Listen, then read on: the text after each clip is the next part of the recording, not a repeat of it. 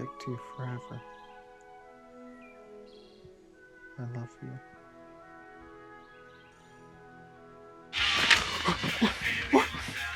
What season is it? Oh, God. I'm late.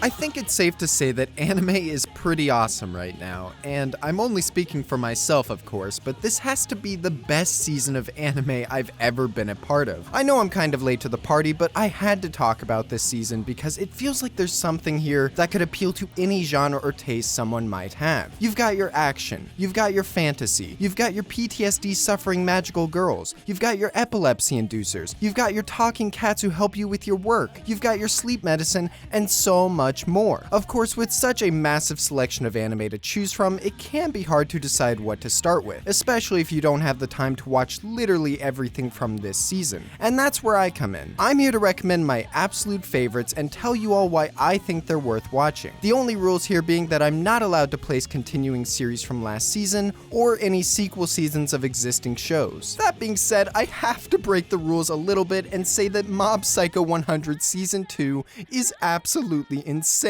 It has already been topping the first season in practically every conceivable way, and it is absolutely one of my favorite shows of winter. I cannot recommend getting caught up on Mob Psycho enough right now so you can be a part of this wild ride for the remaining episodes. On top of that, there are some other good series airing this season that I wanted to mention despite not quite being able to get them in the top 5. The Quintessential Quintuplets breaks new anime ground by being a harem series that, get this, is actually good, following main character Futaro as he's tasked with tutoring 5 sisters who are horrible at pretty much all academics. What's nice about this show is that it doesn't have the usual pandering that you would see in other harems. There is fan service, sure, but all of it culminates in something that feels legitimately wholesome and refreshing, as this main character tries his best to befriend and get along with all of these clashing personalities for the sake of financially supporting his sister. Lots of good vibes, lots of funny and uplifting moments, pretty much the opposite of our other honorable mention, Boogiepop and Others, a horror series from the director and animation staff behind One Punch Man. Good horror is something that you rarely see done in anime nowadays, and while I don't know if I would really call Boogiepop scary, it definitely has a very unsettling and strange vibe to it that I don't think could be easily replicated. Following a high school where students are disappearing one by one and only the rumors of a Shinigami by the name of Boogiepop are supposedly responsible. It's a very slow and methodical kind of show that really focuses on the buildup of these events, and it definitely won't be for everyone, but I'm having a really good time with it. Also, Kensuke Ushio continues making the best soundtracks in the industry. That man can seriously do no wrong.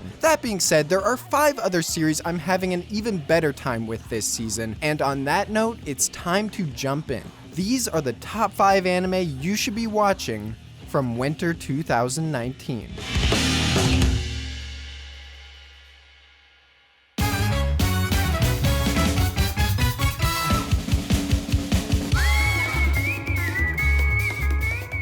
CGI in anime gets a pretty bad rap in the community, and for good reason. Other than Hoseki no Kuni, there really hasn't been a show out there that utilizes CG in a way that feels like an extension of the series itself, instead coming across as more of a budgetary constraint than anything. In my opinion, the best scenarios for CG are the ones where it's implemented as a stylistic decision, driven only by the thought of what can we use to elevate this material higher than we could have with traditional animation. Basically, all of this is a long preamble to say that the Magnificent Kotobuki is finally another anime to join the ranks of CG actually being used in a compelling and meaningful way. Our story revolves around a group of women who comprise the Kotobuki Squadron, pilots that serve as paid bodyguards for things ranging from cargo transfers to VIP protection. From here, each episode of the show so far has focused on a different contract this group takes on, the eventual conflicts or issues that arise, and just getting more insight into the contrasting temperaments of these individual women. And did I mention the dogfights? It's a simple premise, but beyond the surface, this show has so much going on for it than first meets the eye. Obviously, the biggest attractor here are the downright spectacular plane battles. Often taking upwards of half the episode, these uninterrupted skirmishes are the production highlight of what CG can actually accomplish when in the hands of a talented director. Tsutomu Mizushima, best known for his work on Girls in Panzer, Prison School, XXX-Holic, and Shirobako, takes on this project as both director and sound director. And with his expertise, he gives these battles ludicrously dynamic cinematography and heart-pounding sound design that continues keeping me on the edge of my seat every single episode. I mean, seriously, just listen to this.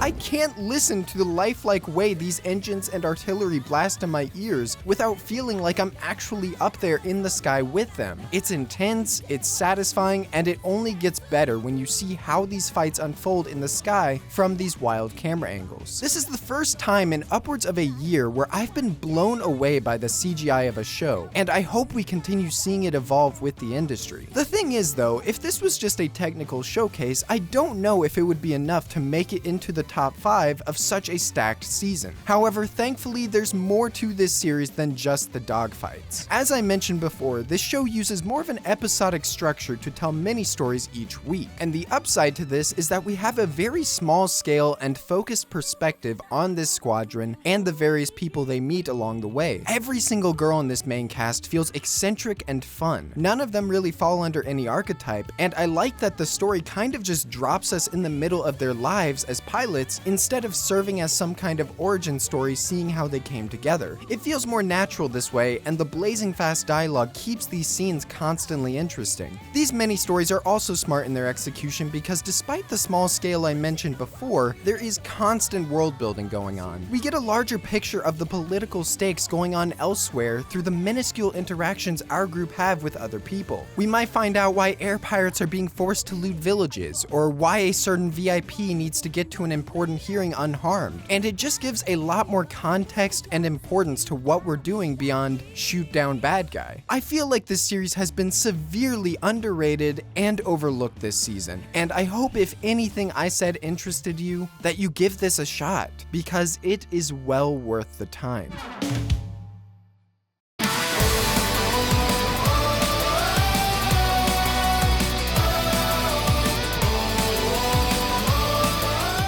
The isekai genre has kind of been the punching bag of anime in recent years, as it feels like every company has tried to cash in on this lucrative genre, adapting popular light novels and seeing what sticks. Some of them have been really good. Others, The point is, we've seen all of this before. We've seen Trapped in Another World with smartphones. We've seen Trapped in Another World that's a video game. So what does the Rising of the Shield Hero do that we've never seen before? Well, this time, we're trapped in another world where everyone hates us. On a serious note, Shield Hero doesn't really do much new, and if you're one of those people who crucifies anything that isn't even remotely innovative, I'm sure you've already spent time telling people how generic and normie this show actually is. That being said, I'm not one of those people and can easily say this is one of the best shows this season due entirely to just how well executed this premise is. We follow a young otaku named Naofumi Iwatani. One day by chance he gets summoned into another world with 3 other individuals, and they are chosen to be the heroes who will protect the land from a calamity known as waves. Each of them have their preordained weapon that they can never get rid of: the sword, spear,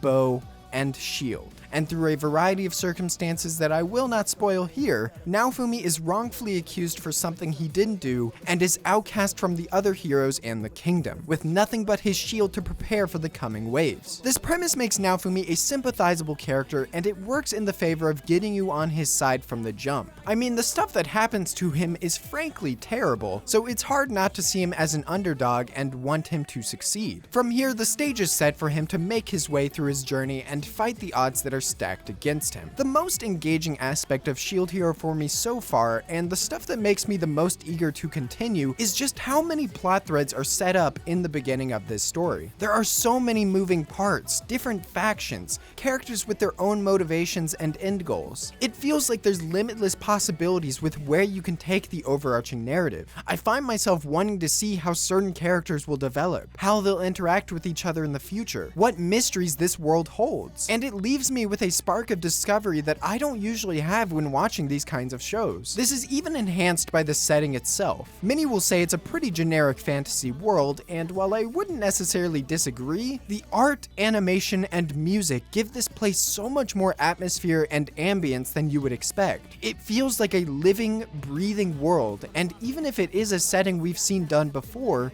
it's done really, really well. Oh, since I mentioned music, I might as well take the time to kiss the ground that Kevin Penkin walks on, because ever since I watched Made in Abyss, he has been among my favorite anime composers of all time. He makes some of the most distinct, varied, beautiful soundtracks I've ever heard, and Shield Hero carries the torch of just having a spectacular music composition. In general, I just see a massive amount of potential within Shield Hero. It feels important. It feels like something that shouldn't be missed out on. I can't say I've been this on board with an isekai since I watched ReZero back in 2016. The execution is great, the possibilities for storytelling are there, and I just can't wait to see where it goes.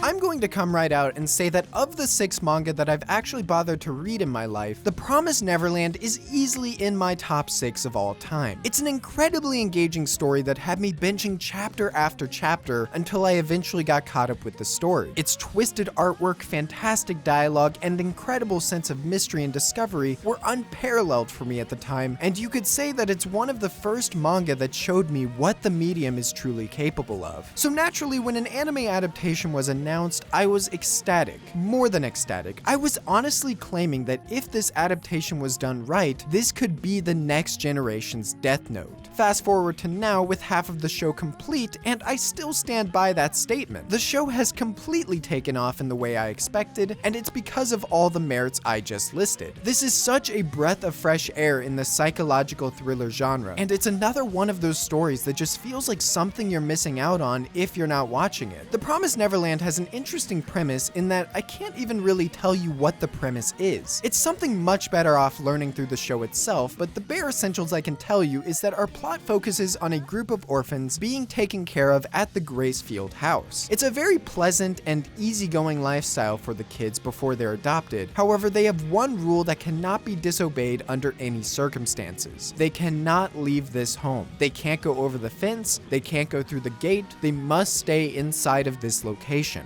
Eventually, a few of the smartest kids in the orphanage devise a plan to break out, which ends up evolving into an intense battle of wits to see if they can outsmart their orphanage keeper. It's because I've read the manga that I can basically say with certainty that this entire season will be absolute fire. It's one of those kinds of stories that continues escalating and escalating until the grand finale where everything closes in a really satisfying way. This is without question the greatest opening arc of any shonen series I've witnessed, and because of how consistently engaging it is, it might even be better when you can binge all 12 episodes in one go. Now, to be completely real with you, my expectations for this anime were shaped by how much I loved the manga. It's not a perfect adaptation by any means. There's quite a bit of missing dialogue, cut scenes, and weird pacing in order to fit this story into 12 episodes. It's an unfortunate side effect that prevents me from loving this adaptation even more, and I plan on making a full comprehensive video about everything they've changed. But with that being said, there's still a lot to love here, and I've talked to many people who haven't read the manga who don't share any of the issues I have. The animation and direction are the standouts here. Camera work and facial expressions play a large role in conveying the intense atmosphere of this series, and Cloverworks has seriously knocked it out of the park adapting the original manga's amazing artwork. The soundtrack and voice acting are equally great, and of course, adaptation or not, it's the same Promised Neverland source material that I fell in love with in the first place. It's so surreal seeing something that I love being appreciated on such a wide scale, and I cannot wait to see what all of you think about the show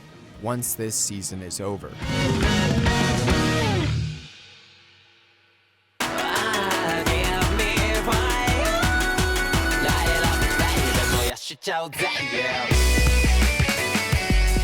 DohDoh is fantastic. I don't really have any clever intro or lead-in to talk about this series, it's simply just fantastic. It feels like the kind of show that took a checklist of everything you can do right in an anime and made sure they didn't miss a beat. You've got the culturally rich ancient Japanese setting, you've got the supernatural, almost folktale edge to the story. You have a very intimate and personal journey involving two characters bonding closer together. You have the consistently great production, mood-setting soundtrack, intriguing episodic structure. DohDoh has done basically everything right so far, and it's something that's honestly hard to find faults in. We begin our tale watching as a samurai makes a deal with demons to guarantee the safety of his land and grant him the ability to rule over it. In exchange, the demons take away his newborn son's body parts and organs and condemn him to a life of suffering. His father is not the nicest person, to put it lightly, so he abandons his child in favor of just having a new one who can be a worthy successor. This abandoned child, eventually named Hyakimaru, grows up and with the assistance of prosthetic limbs and weapons, seeks out the demons who stole his body parts in order to get them back. Along the way, Hyakimaru comes across and saves an orphan named DohDoh, in which they begin traveling together. Originally created by the grandfather of manga Osamu Tezuka back over 50 years ago, DohDoh is an interesting modernization of a classic story, and you can feel that history even by watching this updated take. It's got a vibe to it that you don't normally see in anime, and even if they're changing and adapting the manga in a more free-form way, you can still feel Tezuka's influence all over it. What initially drew me to this series is the premise. It just sounds like a really cool idea with lots of potential for interesting fights and stories, and sure enough, so far the series has delivered on that promise in spades. The action scenes are very well helmed, and the demon designs are constantly interesting and seem to be inspired by Japanese culture. However, where DohDoh has shined so far is the way it wraps short-form stories around each demon they encounter. It's almost like watching animated versions of parables unfolding with a theme or message attached to each one. It almost reminds me of Katana Gatari in a way, where they establish the goal from the beginning, each episode focuses on a different story, and you have this overarching relationship between the two characters gradually develop more and more. That being said, I fully expect DohDoh to stray away from the episodic format a little bit throughout the show, as we've already started entering arcs that span over multiple weeks. The bond between Hyakimaru and DohDoh has the potential to be the strongest aspect of the show, however. It's been a very slow burn to building their relationship, and I really like that. They're traveling together, and usually they're friendly, but you get the sense that there's still some distance between them. Distance that I'm sure you will see closed as we continue through the series. It's a novel dynamic so far because Hyakimaru has no social experience. He literally can't talk, so dialogue between him and DohDoh boils down to DohDoh trying to understand his feelings and reach a deeper connection without the need for talking. It's cute, it's endearing, and I can't wait to see what becomes of it. DohDoh so far feels like a show with universal appeal. It hasn't really made any mistakes, and there's so much promise with where it can take these characters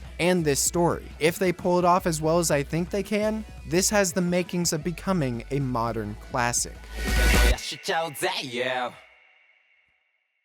Oh, love me, mister. Oh, mister. You may shine like you can't say it. At first glance, Kaguya-sama Love is War seems to be akin to that awkward kid in class who tells the same joke every time you see him. In your eyes, his existence essentially boils down to using the same gag over and over in the attempt of getting a laugh and becoming more popular. However, in reality, Kaguya-sama is that kid if he was an absolute Chad who knew how to take that gag and constantly put a new spin on it to the point where he was telling legitimately fresh jokes every single time. He's the new cool kid on the block, everyone loves him, and wow, this analogy isn't as good as I thought it'd be. Kaguya-sama Love is War is the most fun I've had with a comedy in a long time. Our story, is focused around the president and vice president of Shuchin Academy Student Council, Kaguya Shinomiya and Miyuki Shirogane, both of whom have feelings for one another but can't bring themselves to tell the other purely out of pride. It's this premise that serves as the foundation for every episode as Kaguya and Prez take part in battles of the mind to make the other confess express their feelings for each other. Psychological warfare that makes the Promised Neverland look like preschoolers fighting over a toy. Obviously that's a bit of hyperbole, but the point is that the cerebral shenanigans these two find themselves in are ridiculously entertaining. It's honestly hard for me to believe that anyone can't find enjoyment watching these two very socially awkward people try to get the other to confess. Now, as previously mentioned, you might be wondering how this series manages to keep this premise from ever getting stale. And there's a bunch of things that play into this, so let's take it one step at a time. On a purely structural level, Kaguya episodes are generally separated into 3 or 4 sketches. Each one is rarely tied into the others, and because there's so many, not only is there never a dull moment, but it makes it so each skit never overstays its welcome. Kaguya has a seemingly endless supply of great ideas and never stops bombarding you with them. It also takes the Hinamatsuri approach of every so often using a sketch that would primarily be for comedy and spinning it in a way where it's used for really pure and uplifting character interactions. After all, this is a series about love, and the mangaka seemingly knows that sometimes it's just nice to take a break and really let these characters develop. Of course, this is all stuff credited to the source material. What does the anime bring to the table that elevates this groundwork? Well, basically everything you could possibly want in an adaptation. Again, let's go through this one step at a time. Direction. This is easily the strongest aspect of the show and what keeps the mind battles constantly engaging. This is the kind of story that could easily become boring in the hands of a lesser director because you're basically watching these two characters spend the majority of an episode thinking things in their head. And every so often, maybe they'll do some incredibly mundane activities like trying to get the other to invite them to the movies. But where a lesser director fails, series director Shinichi Omata succeeds with flying colors, turning every single episode into a visual masterpiece, keeping things stylish and fun as we delve into both Kaguya and Miyuki's heads and see how they're trying to outplay each other. Good direction was essential to convey the emotional intensity of these ordinary events, and they went beyond what I even thought was possible. This is easily some of the best direction I've seen in an anime in the past year, if not longer. The soundtrack is equally as effective in selling this intensity, and it's something you just can't help but laugh at when hearing this incredibly over-the-top dramatic music in the background as Miyuki says he's going to tattle on Kaguya to a teacher. There's seriously no higher praise I can offer this show than saying, it's fun. It is pure, unadulterated fun that has left me laughing, smiling, and having a better time than anything else I've watched this season. And in my opinion, the world could use more fun, which is why it is the #1 show you should watch from winter 2019. Love is war, love is war, love is war. Let me know in the comments what your favorite anime from this season are. I know everyone's already talked about most of the picks here, but what can you do? This is just one of those seasons where the most popular shows also happen to be the highest quality shows. Follow me on Twitter for more opinions, join my Discord if you want to be friends, and I want to give a massive, massive shout out to Bakuretsu for designing the amazing new profile picture you see on my channel. He is a very talented graphic artist who sells really cool t-shirts with designs ranging from Monogatari to a silent voice. A link will be in the description if you're interested in checking them out. Again, dude, thank you so much for the profile picture. It turned out even better than I had hoped. As always, thank you for watching. Like the video if you enjoyed, subscribe if you're new, and of course, as usual, have a great day.